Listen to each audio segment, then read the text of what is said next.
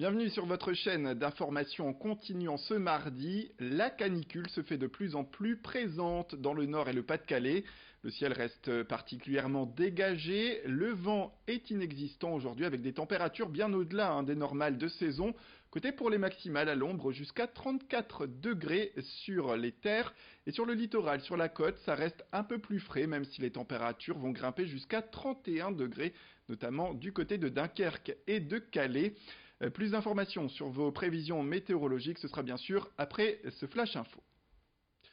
Les titres, en plus de Pôle emploi, les villes se mobilisent pour aider leurs habitants à s'insérer professionnellement. À la Madeleine, notamment, le maire a décidé d'agrémenter son site internet de la ville avec un portail emploi. L'objectif est de mettre directement en relation les demandeurs d'emploi avec les entreprises.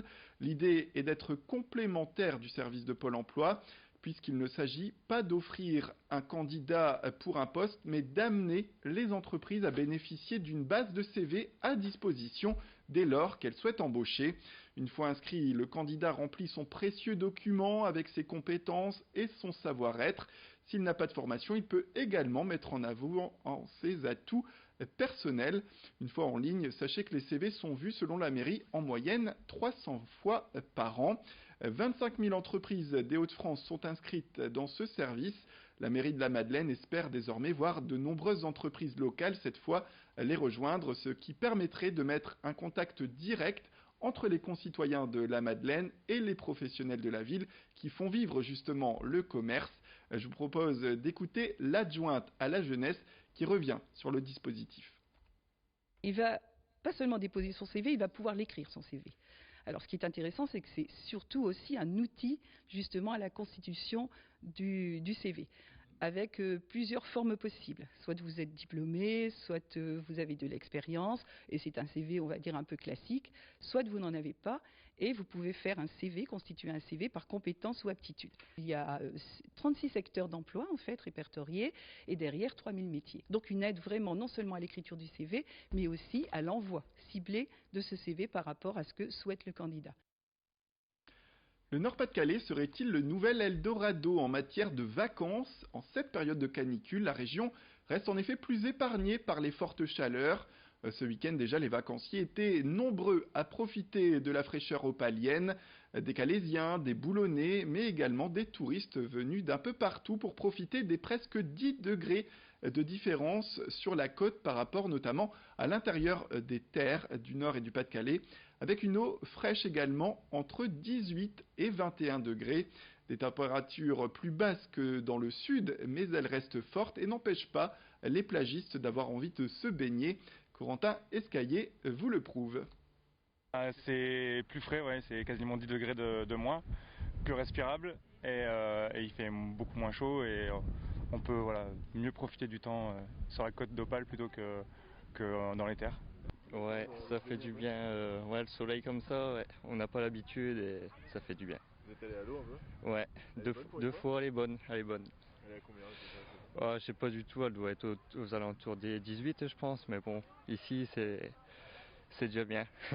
21 degrés, Ah oui, donc quoi qu'en dise la météo de la télévision. Oui, ils ont dit ce midi 18, non, 21 parce qu'on y va avec un thermomètre. Et donc on sait qu'elle est à 21. On est mieux qu'à Paris, même pourtant on est bien à Paris, mais on est mieux qu'à Paris parce que ici il fait toujours bon. Il fait pas trop chaud, il fait pas froid, on est bien. Avec un peu de vent, mais au moins on peut l'utiliser, on peut faire du cerf-volant, on peut jouer un peu aux raquettes, et puis voilà, la mer, le paddle, pas mal d'activités qu'on peut pratiquer, qu'on peut pas faire en tout cas sur Arras. Dimanche dernier, nos voisins belges ont célébré leur fête nationale avec les traditionnels feux d'artifice organisés par les municipalités. Et cette année, la ville de Comines-Warneton a toutefois innové et peut-être donné l'exemple à ses voisins français. Elle a opté pour un feu d'artifice à bruit contenu. Ce dispositif limite les nuisances sonores en étouffant l'explosion au moment de la détonation. Pour la bourgmestre, l'intérêt est d'éviter désormais d'effrayer les animaux et d'apporter un spectacle plus profitable aux enfants. Et pour compenser, l'accent est mis durant la nuit sur les jeux de lumière et la musique également. Si le test a fait ses preuves, la ville optera pour une interdiction des feux d'artifice traditionnels pour généraliser ces feux à bruit contenus à toutes les fêtes mises en place à commune Warneton. Je vous propose d'écouter la bourgmestre à ce sujet. Les détonations ne sont pas nécessairement très bonnes, surtout pour les petits-enfants, les enfants en bas âge et les animaux aussi. Chaque année, on a des problèmes avec des animaux qui fuguent, des animaux qui font des crises cardiaques. Donc c'était aussi l'objectif puisqu'on a maintenant un échevinat du bien-être animal. Alors l'échevin du bien-être animal, c'est l'adjoint au bien-être animal. C'est quelque chose qui avait été mis en place par la région wallonne, par le ministre du bien-être animal. Et une proposition avait été faite aux différentes villes de créer cet échevinat du bien-être animal pour protéger davantage les animaux. C'est ce qu'on a fait ici à Commune Warneton et j'ai en plus des autres attributions qui m'incombent en tant que bourgmestre aussi, le bien-être animal dans mes attributions et donc l'envie d'innover, de créer quelque chose de neuf, non pas seulement pour les animaux mais aussi pour les familles qui pourraient venir avec des petits-enfants, participer sans avoir à craindre les bruits et les détonations. Le centre de parachutisme de l'île Bondu est labellisé Pôle Excellence, une marque qui lui permet d'accueillir ces jours-ci pour des entraînements l'équipe de France de vol relatif à 8. Dans le cadre des championnats de France, les parachutistes vont effectuer jusqu'à 60 et 70 sauts d'ici ce week-end. 10 à 15 sauts par jour les attendent donc avant d'aller participer à la grande compétition. Ça se passera à Vichy dans 15 jours.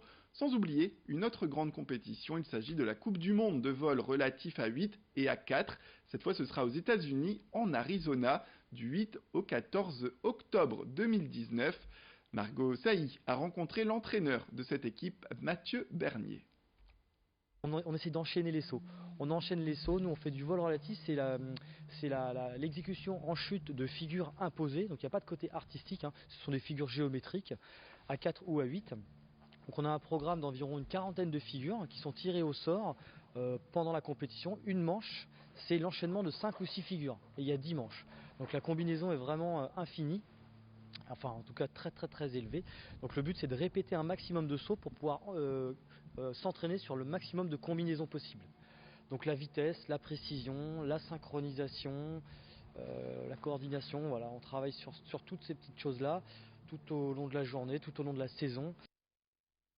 Voilà, c'est la fin de cette édition. Merci à toutes et à tous de nous avoir suivis. Restez avec nous, l'information continue. Retrouvez un prochain flash au prochain quart d'heure avec de nouveaux titres.